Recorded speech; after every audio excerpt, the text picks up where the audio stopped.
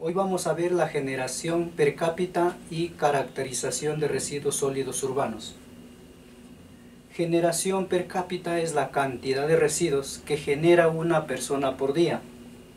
Y la caracterización pues es la separación por tipos de residuos. Entonces, para la generación per cápita tenemos que pesar los residuos durante 8 días y registrar la cantidad que se genera por día. Entonces tenemos aquí días, 8 días, y la cantidad en kilogramos por familia por día. En este caso, en el día 1, la familia genera 2.50 kilos. En el día 2 genera 3 kilos. Y así sucesivamente hasta el día 8 que genera 2.20 kilos. Luego sumamos las cantidades y calculamos el promedio. En este caso tenemos un promedio de 2.3625 kilos por día. Sería por familia. Entonces aplicamos la fórmula de la generación per cápita, que es generación per cápita es igual al promedio que se genera durante los 8 días entre el número de personas. En este caso consideramos una familia que está conformada por 4 personas. Entonces reemplazando tenemos 2.3625 kilos por día entre 4. Y el resultado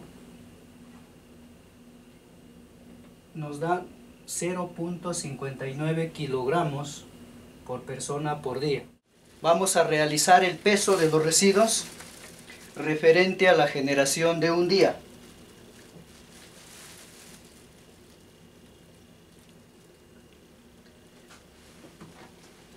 En este caso pesa 2,5 kilos. 2.50 kilogramos. Vamos a determinar el volumen de los residuos. En este caso fue los residuos que acabamos de pesar. Para ello utilizamos un bote. Entonces tenemos que calcular el volumen con las dimensiones del bote para saber qué volumen ocupan los residuos. Vamos a calcular la densidad.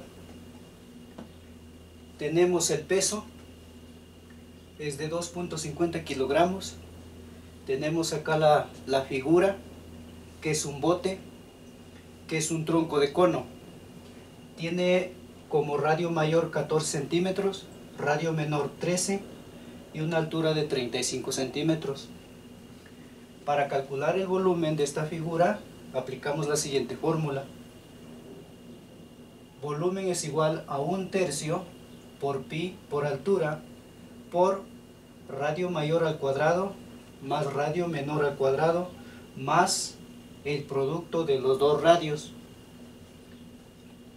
Entonces, reemplazando, el volumen es igual a 1/3 por 3.1416 por 35 por 14 al cuadrado más 13 al cuadrado más 14 por 13. Multiplicando y dividiendo obtenemos 20.048.644 centímetros cúbicos.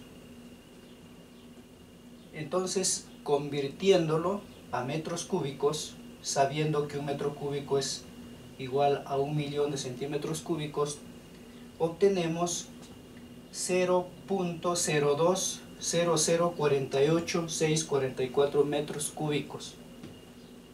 Eso sería el volumen. Entonces, para calcular la densidad, aplicamos la siguiente fórmula: densidad es igual a peso sobre volumen. Reemplazando, en el peso tenemos 2.50 kilogramos y en el volumen tenemos 0.020048644 metros cúbicos y obtenemos como densidad 124.70 kilogramos por metro cúbico. Realizando la caracterización de residuos, aquí tenemos materia orgánica, Aquí tenemos papel. Aquí tenemos una cuchara que pertenece al tipo de plástico número 2. Aquí tenemos una gasa que pertenece al residuo de manejo especial. Es otro tipo de residuo. Acá tenemos cartón que no es reciclable. Aquí tenemos unicel, que tampoco es reciclable porque ya está pintado. Aquí tenemos plásticos de diferente tipo, que tampoco es reciclable, va directamente al confinamiento final. Aquí tenemos pañales, aquí tenemos papel higiénico de baño y aquí tenemos cartón. Entonces, si quisiéramos reciclar, solamente podemos reciclar la materia orgánica para la generación de compostaje. Igualmente el papel se descompone porque es celulosa.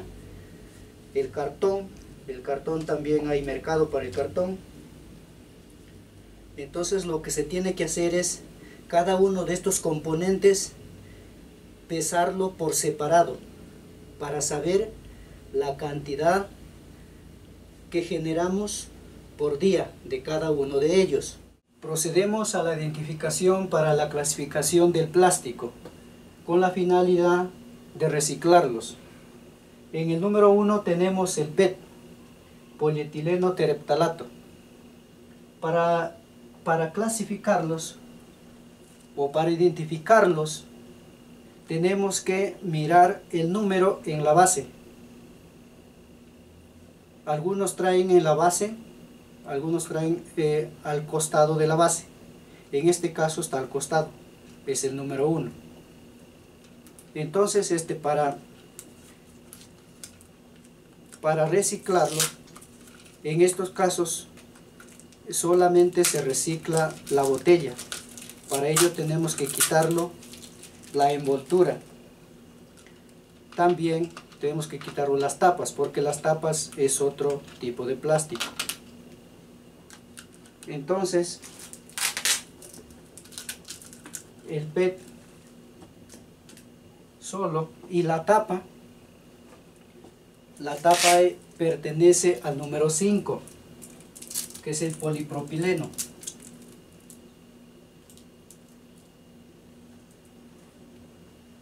Luego tenemos el polietileno de alta densidad, que son envases de yogures.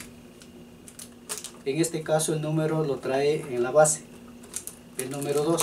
Entonces también para clasificarlos y reciclarlos se tiene que quitar la envoltura, porque las envolturas son plásticos inservibles que van a confinamiento final.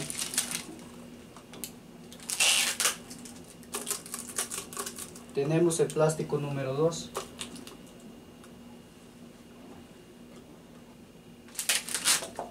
Plástico número 3, tenemos el policloruro de vinilo, que es el PVC. En este caso es un envase de resistol.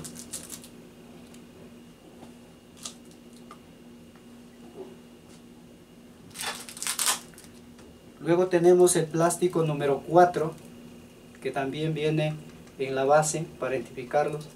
En este caso es un envase de agua oxigenada. La tapa también no pertenece al plástico número 4, que es el polietileno de baja densidad. La tapa también es un plástico que pertenece al número 5. Luego tenemos el plástico número 5 en sí, son envases de crema al pura. En este caso es el polipropileno. También en este grupo tenemos los CDs o los DVDs.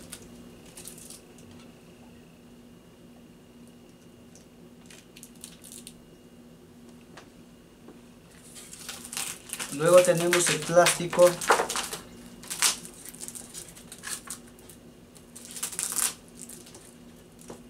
el 6, que es el poliestireno. que es el unicel. Luego tenemos el último plástico, que es el número 7. Igualmente el número 7, en este caso es un envase de salsa de chile habanero. También tenemos que quitarlo el plástico, porque el plástico son inservibles, ya estos plásticos no son reciclables.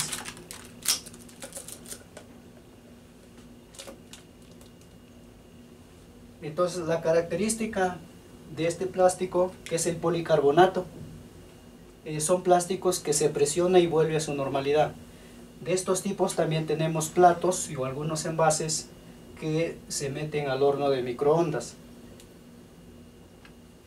Otra consideración de los plásticos, tenemos en las bolsas de alta densidad. La característica es que suena mucho. Cuando lo tocamos o cuando estamos ocupándolo, tiene un sonido.